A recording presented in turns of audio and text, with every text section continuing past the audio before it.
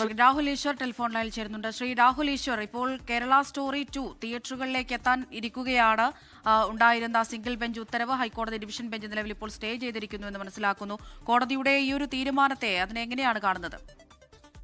ദൗർഭാഗ്യകരമാണ്. കാരണം ഏതൊരു സിനിമയും വരുന്നതിന് ആർക്കും എതിർപ്പില്ല. നമ്മുടെ കേരളത്തെ മോശമായി ചിത്രീകരിക്കുന്ന, മുസ്ലിം സഹോദരങ്ങളെ അധിക്ഷേപിക്കുന്ന അങ്ങനെ ഒരു സിനിമ ആ സീനുകൾ കട്ട് ചെയ്യാതെയോ അല്ലെങ്കിൽ അത്തരം രംഗങ്ങൾ ഒഴിവാക്കാതെയോ വരുന്നത് വളരെ ദൗർഭാഗ്യകരമാണ്. ജസ്റ്റിസ് ബെച്ചു കുര്യൻ തോമസിന്റെ വിധിന്യായം വളരെ മികച്ചതായിരുന്നു, ബാലൻസ്ഡ് ആയിരുന്നു. CBSE ഒന്നുകൂടെ അത് കാണണമെന്നുള്ളതായിരുന്നു അദ്ദേഹത്തിന്റെ വിധിന്യായം. അങ്ങനെയാണ് 15 ദിവസത്തേക്ക് തടഞ്ഞത്. എന്തായാലും ഒരു മലയാളിയും, ഹിന്ദു ആണെങ്കിലും മുസ്ലിം ആണെങ്കിലും ക്രിസ്ത്യാനി ആണെങ്കിലും വിശ്വാസിയാണെങ്കിലും അവിശ്വാസിയാണെങ്കിലും യോജിക്കാത്ത കോണ്ടന്റ് ആണ് കേരള സ്റ്റോറി 2. അപ്പോൾ നമ്മുടെ കേരളത്തെ അധിക്ഷേപിക്കുന്നതാണ്. ഒരു കൗതുകം കൂടി പറയട്ടെ, കേരള സ്റ്റോറി 1ന്റെ ഡയറക്ടറായ സുദീപ് തോസൻ ഈ സിനിമയെ കുറിച്ച് പറഞ്ഞത് വാട്സ്ആപ്പ് ഫോർവേഡുകളിൽ നിന്ന് എനിക്ക് സിനിമ ഉണ്ടാക്കാൻ കഴിയില്ല എന്നാണ്. അതായത് ഇതിന്റെ തിരക്കഥ ഒരു വാട്സ്ആപ്പ് ഫോർവേഡ് ആണ്, അല്ലെങ്കിൽ അത്തരം സംഭവങ്ങളെ ആസ്പദമാക്കിയെന്നാണ് ആദ്യ സിനിമ എടുത്ത ഒരു വ്യക്തി തന്നെ പറഞ്ഞത്. അപ്പൊ ആദ്യ സിനിമ തന്നെ പ്രൊപ്പഗാൻഡയും മോശവുമായിരുന്നു.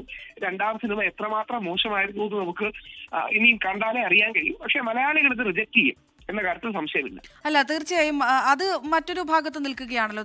തിയേറ്ററിൽ എത്തിയത് മലയാളികൾ ഏത് രീതിയിലായിരിക്കും സ്വീകരിക്കുക എന്നുള്ളത് അത് വേറൊരു പോയിന്റാണ്. പക്ഷേ ശ്രീ രാഹുൽ ഈശ്വർ, ഈ പറയുന്നത് പോലെ സിംഗിൾ ബെഞ്ച് ഉത്തരവ് ഹൈക്കോടതി ഡിവിഷൻ ബെഞ്ച് ഇപ്പോൾ സ്റ്റേ ചെയ്തിരിക്കുകയാണ്. അപ്പോൾ എന്തുകൊണ്ടായിരിക്കും ഈ ഹർജിക്കാർ മുന്നോട്ട് വെച്ച വാദങ്ങൾ അത് അത്ര കണ്ട് നിരീക്ഷണത്തിലെടുക്കാതെ ആയിരിക്കുമോ ഇങ്ങനെയൊരു തീരുമാനം ഉണ്ടാവുക?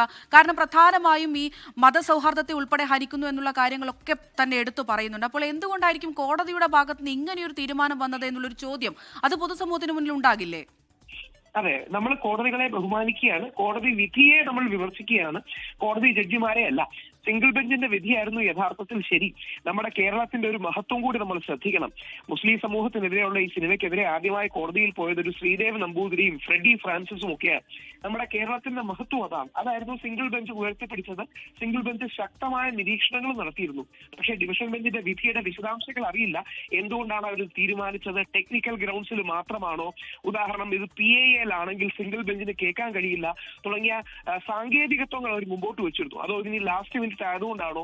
പക്ഷെ ഓർക്കേണ്ടത്, വിജയുടെ ജനനായകൻ എന്ന് പറയുന്ന സിനിമ ജനുവരി 9 വരുമെന്ന് പറഞ്ഞിട്ട് പല കാരണങ്ങളാൽ മാറി പോവുകയാണ്. അപ്പം വിജയെ പോലെ മുഖ്യധാരയിൽ ഒരു നടന്റെ സിനിമയ്ക്ക് മാസങ്ങളോളം ഡിലേയും കേരള സ്റ്റോറിക്ക് പെട്ടെന്ന് മുമ്പോട്ട് പോവുകയും ചെയ്യുമ്പോൾ അതിന് ഒരു നമുക്കൊരു ചെറിയ കല്ലുകടി തോന്നുന്നുണ്ട്. പക്ഷേ കോടതി വിധിയെ എല്ലാവരും ബഹുമാനിക്കണം.